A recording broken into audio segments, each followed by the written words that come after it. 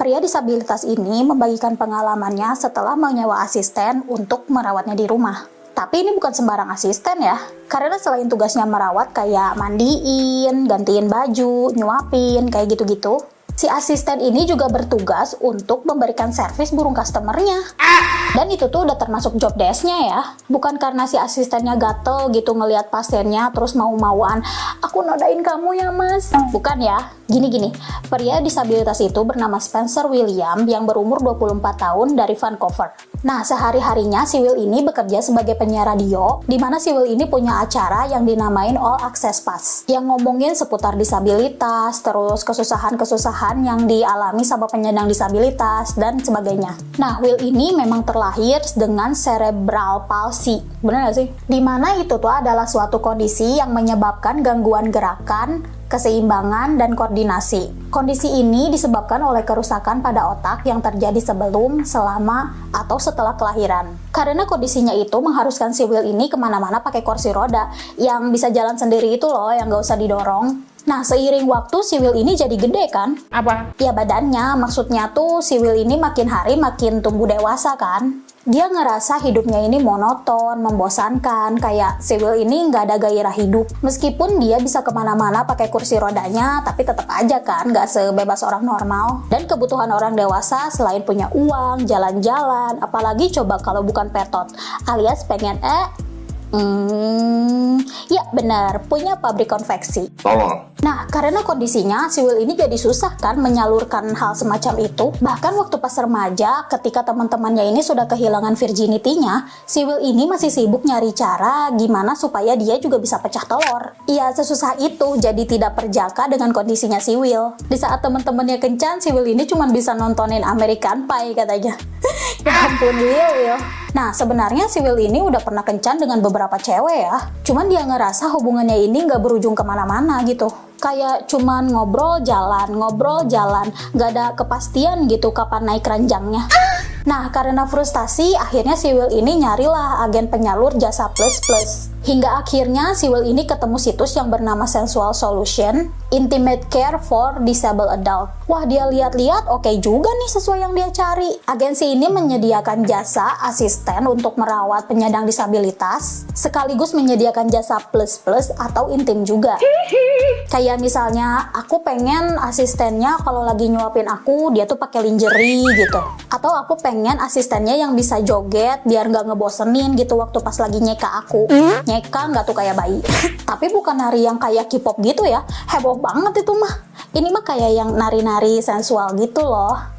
Bahkan kalau minta kayak semacam aku pengen dicipok, nah si perawatnya ini bakalan nurutin. Dan itu sudah menjadi job desk mereka ya, sesuai namanya kan, intimate care. Bukan kayak semacam rumah bordil, berkedok, daycare. Nah, ngebaca demonya si Will ini makin penasaran kan? Pas banget kan, soalnya si Will ini memang butuh asisten yang ngebantu dia dalam beberapa hal. Mana si asistennya buka servis petot juga. Nah, akhirnya si Will ini diskusiin lah sama ayahnya soal Sensual Solution ini. Dan ayahnya bilang kalau itu adalah ide yang bagus. Ayo nak, kamu pasti bisa menghilangkan keperjakaanmu. Cuman ide si Will ini ternyata ditentang sama ibunya yang bikin orang tuanya ini jadi ribut. Janganlah, kamu tuh gimana? Itu tuh sama aja kayak human trafficking, tahu nggak? Mereka itu pedagang sangu koneng. Mereka itu pasti dijual sama orang. Pasti ini tuh rumah bordil berkedok agensi asisten perawat. Loh, kamu tuh jadi mamanya gimana sih? Biarin aja Will ini ngelakuin apa yang dia mau. Dia kan udah gede. Udah nak, jangan dengarkan kata mamamu itu. Dia itu terlalu kolot dan skeptis karena pekerjaannya. Ayo nak, temukan jalan kedewasaanmu sendiri, kata ayahnya. Nah, berkat dorongan dan motivasi sang ayah, akhirnya si Will ini ngeberaniin diri lah buat ngeboking satu hari. Dan ternyata bener, si Will ini diperlakukan selayaknya kayak ke pacar sendiri. Awalnya si Will ini kan gugup dan overthinking gitu, takutnya gimana-gimana. Tapi ternyata katanya asistennya ini baik dan friendly banget. Asistennya ini ngajak si Will jalan-jalan, terus ngebukain bajunya si Will, ngebantuin si Will ini naik ke kasur, terus si Will ini diajak ngobrol kayak pillow talk gitu. Pillow talk, mijitin tangan, bahkan si asistennya ini kayak menyentuh, mencium, meraba. Ya selayaknya ke pasangan sendiri lah. Nah, selama si asistennya ini ngerjain job desk-nya, dia itu pakai lingerie atau pakai daleman doang. Bahkan sampai naked juga sih.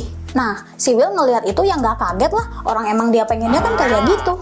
Pokoknya selama sesi itu berlangsung, si Will ini ngerasa tenang, ngerasa senang. Bahkan si asistennya ini baik banget kan, diajak ngobrol juga nyambung. Cuman aku nggak tahu ya, apakah ada perawat cowoknya buat customer cewek apa enggak.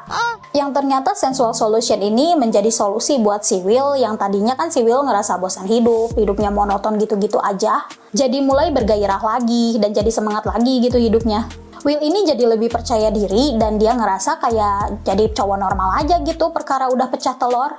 Sememalukan itu kah jadi orang yang masih ting-ting di Amerika? Kayak di film-film mereka juga kan ngegambarinnya kayak gitu. Kalau masih ting-ting menginjak usia remaja apalagi dewasa tuh kayak aib dan memalukan gitu. Dan gak kerasa ternyata udah 1 tahun nih si Will menjadi customer atau pelanggan dari Sensual Solution ini. Yang tadinya kan dia cuma pengen coba-coba doang. Nah, sewaktu diwawancara, SQ-nya Sensual Solution ini yang bernama Trisa bilang, kalau tujuan dibuatnya dari Sensual Solution ini, karena mereka merasa para penyandang disabilitas ini, khususnya di Vancouver, mereka ini susah atau tidak mendapatkan kebutuhan seksual seperti orang-orang normal pada umumnya. Nah, dari mana nih si Trisa tahu soal itu? Ternyata dulunya si Trisa ini adalah budak corporate, guys.